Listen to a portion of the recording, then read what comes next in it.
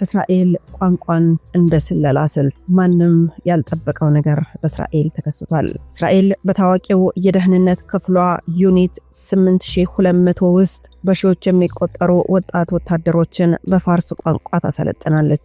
እነዚህ ወታደሮች የኢራንን ወታደራዊ ግንኙነቶችን ለመጥለፍ፣ የኢንተርኔት እንቅስቃሴዎችን ለመከታተልና የሳይበር ጥቃቶችን ለመከላከል የቋንቋው ብቃት የግድ ያስፈልጋቸዋል።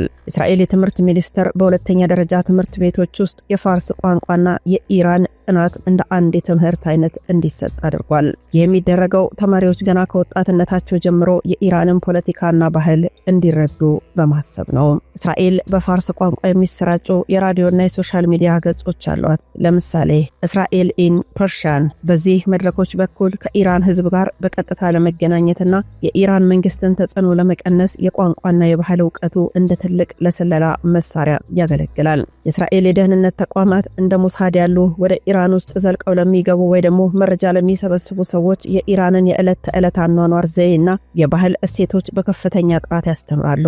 ይህም ሰላዮች ሳይታወቁ በህዝብ ውስጥ እንዲንቀሳቀሱ ይረዳቸዋል። ወደዚህ ጥልቅ ነገር ከመግባታችን በፊት እስራኤልና ኢራን ከፍቅር እስከ ጥላቻ ሚስጥራዊ ጦርነት ታሪክ ጥቂት እንንገራችሁ። የታሪካችን መጀመሪያ ከዘመናዊ ፖለቲካ በጣም ይራቀ ነው። ወደ ኋላ እንመለስ። በጥንታዊቷ ፋርስና በእስራኤል ምድር የሁለቱ ህዝቦች ግንኙነት በጥላቻ ሳይሆን በወዳጅነት ነበር የተጀመረው። የንጉስ ቂሮስን ዘመን ወደ ኋላ ስንመለከት በ539 ዓመተ ዓለም ታላቁ የፋርስ ንጉስ ቂሮስ ባቢሎንን ሲያሸንፍ በአይሁዶች ታሪክ ውስጥ ወሳኝ የሆነ ስራ ሰርቷል። አይሁዶችን ከምርኮ ነጻ አውጥቶ ወደ ኢየሩሳሌም እንዲመለሱና ቤተ መቅደሳቸውን እንዲገነቡ ፈቅዶላቸዋል። ይህ ዘመን የፍቅርና የወዳጅነት መጀመሪያ ነበረም። በዚያ ዘመን ፋርስ ለአይሁዶች የነጻነት ምድር ነበረች። ለብዙ ክፍለ ዘመናት በፋርስ ምድር ውስጥ የአይሁድ ማህበረሰብ በሰላም በንግድና በጥበብ ከፋርሳውያን ጋር ተከባብሮ ኖሯል። ይህ ታሪካዊ ትስስር የሁለቱ ህዝቦችን ባህል፣ ቋንቋና ዕውቀት አቀላቅሎታል። ወደ 20ኛው መቶ ክፍለ ዘመን ስንሸጋገር የፖለቲካው ገጽታ መቀየር ጀመረም። እስራኤል በ1948 ሀገር ሆና ስትመሰረት በአረብ ሀገራት የተከበበች ብቸኛ ሀገር ሆነች። በወቅቱ ግን የኢራን መንግስት በሻህ መሐመድ ሬዛ ፓህላቪ የሚመራው እስራኤልን በይፋ እውቅና በመስጠት ሁለተኛዋን ሙስሊም ሀገር ሆነች። ወርቃማው ዘመን ከ1950 እስከ 1970። በዚህ ወቅት በሁለቱ ሀገራት መካከል ያለው ግንኙነት ወርቃማ የሚባል ነበርም። ምንም እንኳን አረብ ሀገራት እስራኤልን ጠላት አድርገው ቢፈርጇትም ኢራንና እስራኤል በሚስጥርም ሆነ በግልጽ ጠንካራ ወዳጅነታቸውን ቀጥለው ነበርም። ምክንያታቸውም በዋናነት የጠላት ወዳጄ ነው የሚለው መርህ ነበርም። ሁለቱም ሀገራት የአረብ ሀገራትን የበላይነት ይፈሩ ነበርም። ይህንን የጋራ ስጋት ለመመከት እስራኤል በግብርና በቴክኖሎጂና በደህንነት ለኢራን እገዛ ታደርግ ነበርም። ኢራን ደግሞ ለእስራኤል አስፈላጊውን የነዳጅ አቅርቦት ታረጋግጥ ነበር። በቴህራን ጎዳናዎች እስራኤላውያን፣ በቴል አቪቭ ደግሞ ኢራናውያን በነጻነት ይንቀሳቀሱ ነበርም። ፍቅራቸውም በከፍተኛ ሁኔታ ያየለ ነበርም። የፍቅርና የጥቅም ትስስር ግን ለዘላለም አልዘለቀም። 1979 ነው ጊዜው። የኢራን ህዝብ በአያቶላህ ኾሜኒ መሪነት እስላማዊ አብዮት አካሄደም። የሻህ መንግስት ወደቀም። አዲሱ የኢራን ፖሊሲ ደግሞ ለአያቶላህ ኾሜኒና ተከታዮቹ እስራኤል ህገወጥ ስርዓት ወይም ደግሞ ዛዮኒስት ሬጂም ነበረች። እስራኤል የታላቁ ሰይጣን አሜሪካ ታናሿ ሰይጣን አድርገው ፈረጇት። የኢራን መንግስት የኢየሩሳሌም ቀን የተባለ ቀንን አውጆ እስራኤል ከካርታው ላይ መጥፋት እንዳለባት በይፋ መስበክ ጀመረም። ግንኙነታቸው ተቋረጠ። ወዲያውኑ የዲፕሎማሲ የኢኮኖሚና የወታደራዊ ትብብሮች ተቋረጡ። በቴህራን የነበረው የእስራኤል ኤምባሲ ለፍልስጤም ነጻነት ግንባር ተሰጠም። የዘመናት ወዳጅነት በአንድ ጀንበር ወደ ጽኑ ጥላቻ ተቀየረም። የጥላቻው ጦርነትና የአሁኑ ዘመን ባለፉት 40 ዓመታት በተለይም አሁን በ2026 በሁለቱ ሀገራት መካከል ያለው ጥላቻ ጥልቅና አደገኛ ሆኗል። ጦርነታቸው ግን እንደ ጥንቱ በቀጥታ የሚፋለሙበት ሳይሆን ሚስጥራዊና ውስብስብ ነው። የኢራን የተኪዎች ጦርነት ፕሮክሲ ዋርፌር ምስል አሁን እየታየ ነው። ኢራን ቀጥታ እስራኤልን ከመውጋት ይልቅ በእስራኤል ዙሪያ ያሉትን የታጠቁ ቡድኖች እንደ ሂዝቦላህ፣ ሊባኖስ፣ ሐማስ በጋዛ እና ሁቲዎች በየመን ትደግፋለች። ይህ የመቋቋም ግንባር ይሉታል፣ አክሲስ ኦፍ ሬዚስታንስ። እስራኤልን ለማዳከምና ለማስፈራራት ያገለግላል። እስራኤል ደግሞ በበኩሏ የኢራንን የኒውክሌር ፕሮግራም ለማቆም በታላቅ ስለላና የሳይበር ጥቃቶች ትሳተፋለች። የኢራን የኒውክሌር ሳይንቲስቶችን መግደል፣ የመረጃ ማዕከላትን ማውደምና በኢራን ውስጥ የህዝብ አመጾችን ማበረታታት ዋና ስልቶቿ ናቸው። እናም ዛሬ ላይ ቆመን እስራኤል አዲስ ስልት አክላለች። ትላለች። ይኸውም ኢራንን ቋንቋና ባህል ማጥናት ነው። ለምን ሲባል ይህንን ግጭት ለማሸነፍ በባዶ ጥይትና በቦምብ ብቻ አይቻልም። ጠላትን በሚገባ መረዳት፣ አስተሳሰቡን ማወቅና በህዝቡ ውስጥ የራሱን ተጽዕኖ መፍጠር ወሳኝ ነው። እስራኤል ወጣቶቿን፣ ወታደሮቿንና የስለላ መረቧን በፋርስ ቋንቋ ጥራት እያሰለጠነች ነው። ይህ ማለት ጠላት የሚናገረውን የሚያስበውንና የሚያቅደውን በራሱ ቋንቋ ቀድሞ ለመረዳት ነው። ከንጉስ ቂሮስ የወዳጅነት አዋጅ እስከ ዛሬው የሚስጥር ስለላ መረብ የእስራኤልና የኢራን ታሪክ እጅግ በጣም ውስብስብ ነው። በአንድ ወቅት ፍቅር ነበር፣ ዛሬ ደግሞ ጥላቻ። ይህ ታሪክ ግን ገና አላበቃም። ነገ ምን ይዞ እንደሚመጣ ባናውቅም ዛሬ ላይ ግን በጦርነት ላይ ናቸው። የእስራኤልና የኢራን ጦርነት ከጥላ ስር ወጥቶ ወደ ቀጥታ ፍጥጫ የተሸጋገረባቸው ነጥቦች ደግሞ ጭንቅላት ላይ መምታት ይሉታል። እስራኤል ቀደም ሲል የኢራንን እጆች ወይም ደግሞ ፕሮክሲ ግሩፕስ ብቻ ነበር የምትመታው። አሁን ግን እንደ ኔታንያሁ ያሉ መሪዎችን ያመጡት አዲስ ወታደራዊ ስትራቴጂ ኦክቶፐሱን ጭንቅላቱ ላይ መምታት ይላል። ይህም ማለት በሶሪያ ወይም በሊባኖስ ያሉ ታጣቂዎች ብቻ ሳይሆን ጥቃቱ በቀጥታ በኢራን ምድር ላይ ያሉ የጦር ሰፈርና የቴክኖሎጂ ማዕከላት ላይ እንዲያነጣጥርም ተደርጓል።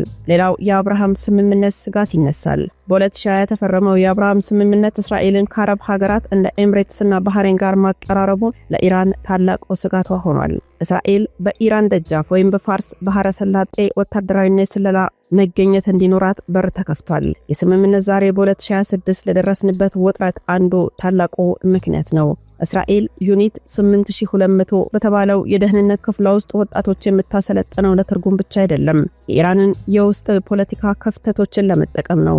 በፋርስ ቋንቋ ፕሮግራሞች በኩል የኢራን ወጣቶች ከመንግስታቸው ጋር እንዲጋጩ የሚረዱ የሳይኮሎጂካል ኦፕሬሽን ስራዎችን ትሰራለች። 2004 እስከ 2026 ቀጥተኛ የሮኬቶች ፍጥጫውን ስንፈትሸው ከሁለት ዓመት በፊት በ2024 ለመጀመሪያ ጊዜ ኢራን ከገዛ ምድሯ ላይ በመቶዎች የሚቆጠሩ ድሮኖችና ሚሳኤሎች ወደ እስራኤል መተኮሷ የጦርነቱን ታሪክ ቀይሮታል። የሻዶ ዋር አብቅቶ ወደ ቀጥታ ጦርነት የተሸጋገረበት ደግሞ ታሪካዊ ወቅት አሁን ላይ ነው። የኦክቶፐስ ስትራቴጂና የቀጥታ ፍጥጫው ጋር ደግሞ እንሄድ። ጭንቅላት ላይ መምታት። እስራኤል ቀደም ሲል የኢራን እጆች ወይ ደግሞ ፕሮክሲ ግሩፕ ብቻ ነበር የምትመታው። አሁን ግን እንደ ናፍታሊ ቤኔት ያሉ መሪዎች ያመጡት አዲስ ወታደራዊ ስትራቴጂ ኦክቶፐሱን ጭንቅላቱ ላይ መምታት ይላል። የማለት በሶሪያ ወይ በሊባኖስ ላይ ያሉ ታጣቂዎችን ብቻ ሳይሆን ጥቃቱ በቀጥታ በኢራን ምድር ላይ ያሉ የጦር ሰፈሮችን፣ የቴክኖሎጂ ማዕከላት ላይ እንዲያነጣጥር ተደርጓል። ማስረጃውም በኢራን የኒውክሌር ማዕከላት እንደ ናታንዝ ላይ የተሰነዘሩ የሳይበር ጥቃቶችና የሳይንቲስቶች ግድያ ነው። ሌላው የአብርሃም ስምምነት ስጋት ይነሳል። በ2020 የተፈረመው የአብርሃም ስምምነት እስራኤልን ከአረብ ሀገራት እንደ ኤምሬትስና ባህሬን ጋር ማቀራረቡ ለኢራን ትልቅ ራስ ምታት ሆኗል። እስራኤል በኢራን ደጃፍ ወይ ደግሞ በፋርስ ባህረ ሰላጤ ወታደራዊና የስለላ መገኘት እንዲኖራት በር ከፍቷል። የስምምነት ዛሬ በ2026 ለደረስንበት ውጥረት አንዱ ትልቅ ምክንያት ነው። እስራኤል ዩኒት 8200 በተባለው የደህንነት ክፍሏ ውስጥ ወጣቶችን የምታሰለጥነው ለትርጉም ብቻ አይደለም፣ የኢራን የውስጥ የፖለቲካ ክፍተቶችን ለመጠቀም ነው። በፋርስ ቋንቋ ፕሮግራሞች በኩል የኢራን ወጣቶች ከመንግስታቸው ጋር እንዲጋጩ የሚረዱ የሳይኮሎጂካል ኦፕሬሽን ስራዎችን ትሰራለች። ከ2024 እስከ 2026 ቀጥተኛ ሮኬቶች ፍጥጫ ነበረም። ከሁለት ዓመት በፊት በ2024 ለመጀመሪያ ጊዜ ኢራን ከገዛ ምድሯ ላይ በመቶዎች የሚቆጠሩ ድሮኖችና ሚሳኤሎች ወደ እስራኤል መተኮሷ የጦርነቱ ታሪክ ቀይሮታል። የሻዶ ዋር አብቅቶ ወደ ቀጥታ ጦርነት የተሸጋገረበት ታሪካዊ ወቅት ነው። በስፋት የሚነሳው ታዲያ ናፍታሊ ቤኔት ያነሱት ስትራቴጂ ነው። ናፍታሊ ቤኔት ለጥቂት ጊዜ ከ2021 እስከ 2022 የእስራኤል ጠቅላይ ሚኒስትር የነበሩ ቢሆንም የኢራንን የጥፋት እርምጃ ለመግታት የኦክቶፐስ ስትራቴጂ የሚለውን ስያሜ በይፋ የተጠቀሙት እሳቸው ነበሩ። ሆኖም ግን ለረጅም ዓመታት ከኢራን ጋር ያለውን ስትራቴጂካዊ ፍጥጫ ሲመሩ የቆዩት አሁንም በ2026 በስልጣን ላይ ያሉት ቤንያሚን ኔታንያሁ ናቸው። ኔታንያሁና የኒውክሌር ፋይሉ በ2018 ኔታንያሁ በመቶ ሺዎች የሚቆጠሩ የኢራን የኒውክሌር ሚስጥራዊ ሰነዶችን ሞሳድ ከቴህራን ሰርቆ ማውጣቱን በቴል አቪቭ ቀርበው ለዓለም ይፋ ማድረጋቸው ትልቅ ታሪካዊ ክስተት ነበር። የቀይ መስመር ንግግራቸው ኔታንያሁ በተባበሩት መንግስታት ድርጅት ቀርበው የቦምብ ስዕል በመያዝ ኢራን የኒውክሌር መሳሪያ እንዳታገኝ ቀይ መስመር መበጀት አለበት ብለው መናገራቸው እጅግ በጣም በርካቶችን ያስቆጣ ነበርም።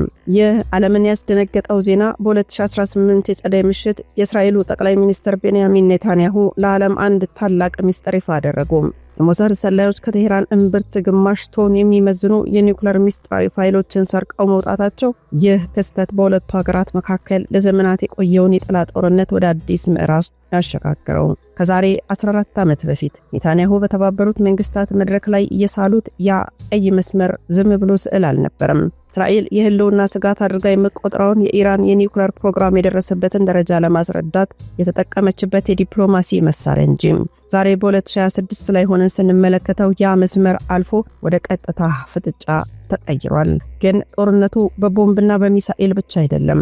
ዛሬ እስራኤል አዲስና ረቂቅ ስልት እየተከተለች ትገኛለች። ኢራንን ቋንቋና ባህል ለዜጎቿና ለሰላዮቿ ማስተማር። ይሄ ታዲያ ለምን አስፈለገ? የበርካቶች ጥያቄ ነው። በአንደኝነት መልስ የሚሰጠው የመረጃ ጥራት ነው። በቴክኖሎጂ ብቻ ሳይሆን በሰውኛ ስሜት፣ የቋንቋ ዘዬ የጠላት ምስጢርን ቀድሞ ለመረዳት። ሁለተኛው የስነ ልቦና ጦርነት ነው። በፋርስ ቋንቋ በሚዘጋጁ ፕሮግራሞች አማካኝነት የኢራን ህዝብ ከመንግስቱ ጋር እንዲቀረን ተጽዕኖ ለመፍጠር። በሶስተኛ ደረጃ የሰርጎ ገብነት ስልት ነው። የኢራን ባህልን ጠንቅቆ ያወቀ ሰላይ በቴህራን ጎዳናዎች ላይ ሳይታወቅ ለመንቀሳቀስ ያለው እድል ከፍተኛ በመሆኑ ነው። እንደ አውሮፓውያን የዘመን ቀመር በ2024 ኢራን ከገዛ ምድሯ ወደ እስራኤል የሞከረችው የሚሳኤል ጥቃት የታሪክ መለወጫ ነጥብ ነበርም። ዛሬ በ2026 እስራኤል የኔታንያሁ የኦክቶፐስ ስትራቴጂ በሚባለው መርህ መሰረት የኢራን ተላላኪዎች ወይ ደግሞ ፕሮክሲ የምትላቸውን ብቻ ሳይሆን በቀጥታ ዋናውን አካል እያነጣጠረች ትገኛለች። ጦርነቱ ከመሬት ወደ ሳይበር፣ ከሳይበር ወደ ቋንቋና ባህል ጥናት ተሸጋግሯል። ከጥንቱ የንጉስ ቂሮስ ወዳጅነት እስከ ዛሬው የሞሳድ ስርቆትና የቋንቋ ጦርነት የእስራኤልና የኢራን ፍጥጫ የዓለምን ፖለቲካ መልክ እየቀየረው ነው። ቋንቋን መማር ለሰላም ሳይሆን ለጦርነት መሳሪያ በሆነበት በዚህ ዘመን ቀጣዩ ምዕራፍ ምን ይሆን ብለን መጠየቃችን አይቀርም። አሁን በጣም በርካቶችን እያሰጋ ያለው ይህ የቋንቋ ጥናትን ብቻ ሳይሆን የኦክቶፐስ ስትራቴጂ ነው። ምክንያቱም ኢራን አንድ በአንድ ቁልፍ ሰዎቿን እያጣች ነው። ለመሆኑ የኦክቶፐስ ስትራቴጂ ባለቤት ማን ነው? ይህን ስያሜ በይፋ ያስተዋወቁት ናፍታሊ ቤኔት ናቸው። በሰኔ 2022 አካባቢ ለእስራኤል ፓርላማ በሰጡት መግለጫ ከእንግዲህ ከኢራን ተላላኪዎች ጋር ብቻ እንጫወትም፣ ኦክቶፐሱን ጭንቅላቱ ላይ እንመተዋለን በማለት ስትራቴጂውን በስማቸው አስመዝግበዋል። ስለዚህ ስያሜው የናፍታሊን ቤኔት ሆነ ማለት ነው። ኔታንያሁ ይህን ስያሜ ባይጠቀሙትም ስልቱን በተግባር ለረጅም ዓመታት ሲመሩት የቆዩት ግን እሳቸው ናቸው። የእሳቸው አቀራረብ ከፍተኛ ጫና እና የደህንነት እርምጃዎች በሚሉ ስሞች ይታወቃሉ።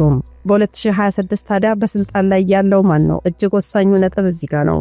እዚህ ጋር ትልቁ ጥንቃቄ የሚያስፈልገው በአሁኑ ሰዓት በመጋቢት 2026 ቤንያሚን ኔታንያሁ በስልጣን ላይ መሆናቸውን በጣም በርካቶች የተጠራጠሩ ነው። አንዳንዶች የምዕራባውያን ሚዲያዎችን ጨምሮ ኔታንያሁ ተገድለዋል እያሉ ነው። በእስራኤል ፖለቲካ ውስጥ ያለው አለመረጋጋትና በየጊዜው የሚደረገው ምርጫ፣ ኔታንያሁ ያለባቸው የፍርድ ቤት ክርክሮችና የፖለቲካ ተቃውሞዎች በጣም በበርካቶች ገጽ ላይ እየተንሸራሸረ ነው። በእውኑ ኔታንያሁ ሞተዋል ወይስ በህይወት አሉ?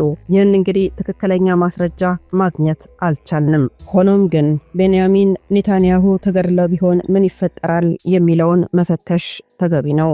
ቤንያሚን ኔታንያሁ ቢሞቱ ምን ሊፈጠር ይችላል የሚለው እጅግ ሰፊ የፖለቲካ ትንታኔ የሚፈልግ ነው። አንደኛው በእስራኤል ውስጥ የሚፈጠር የፖለቲካ ክፍተት ይኖራል። ኔታንያሁ የእስራኤልን ፖለቲካ ለሁለት አስርት ዓመታት ገደማ የተቆጣጠሩ ሰው ናቸው። እርሳቸው ከሌሉ የሊኩድ ፓርቲ መከፋፈል ይነሳል። በእሳቸው ጥላ ስር የነበሩ የፓርቲ መሪዎች ለስልጣን እርስ በርስ ሊጋጩ ይችላሉ።